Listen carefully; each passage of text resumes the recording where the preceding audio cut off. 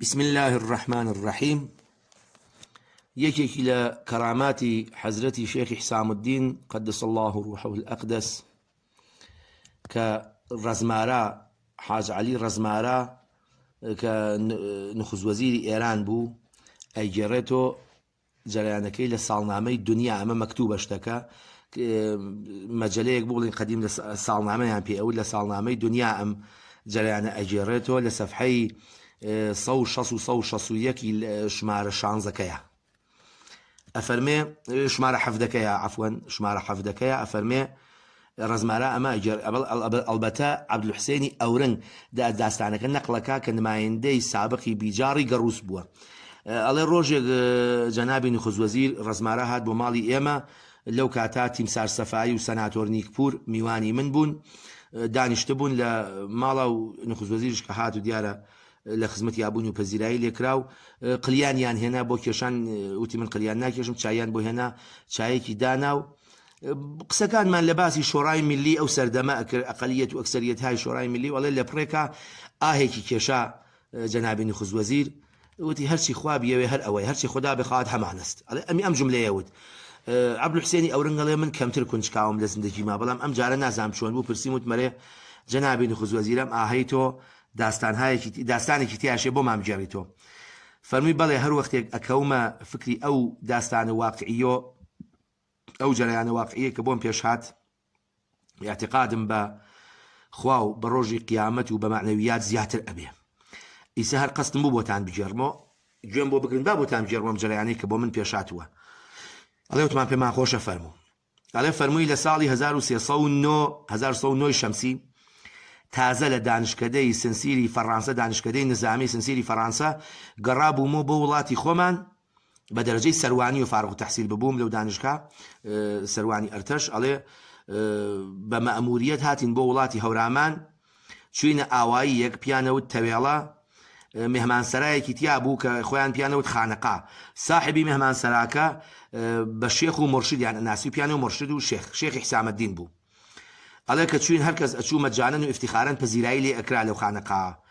هەرچەندێک مایەتەوە مەجانن ئفتیخارەن پەزیرایی لێ ئەکرا و لە خزمەتیا بوون ئەڵێ ئێمەشون شام و نەهارێکمان خوارد و لەگەڵ حەزرەتی شێخی حسام الدینە ئاشناییمان بوو ئاشنا بووین و دوای ئەوە ئەڵێ ڕۆژی گەڕانەوەمان خواحافیزیمان لە شێخ کرد لە ناو ڕاهڕەوی خانەقا یەک لەحزە بە تەوری جدی ڕووی کرد ناوچاوی من و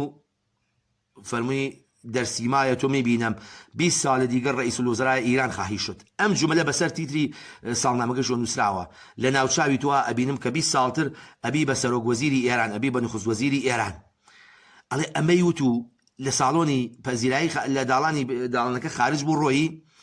ڕۆیشت و من بێ اختیار کەوتمە ناو فکرۆ حەچی بەلای خۆم و حسابم ئەکرد لە ڕووی حساب و کتابی ئەرتەشۆ 20 ساڵی تر ئەگەر من هیچ مشکلێکیشم نەبێت ئەبم بە ئەرتەش بوت شرست بمقام عالی نخست وزیری چه بگا بۆ کە بم بە نخست وزیر ئەمە چی بوو ئەم پیاوە فەرمی ئەڵێ تاریخەکەم فەورەن یاداشت کرد ئەمەی وت ئەڵێ تاریخەکەم یاداشت کرد و گەڕاینە وڵاتی خۆمان و لە ساڵی 1324 و 25 کە جەرەیانی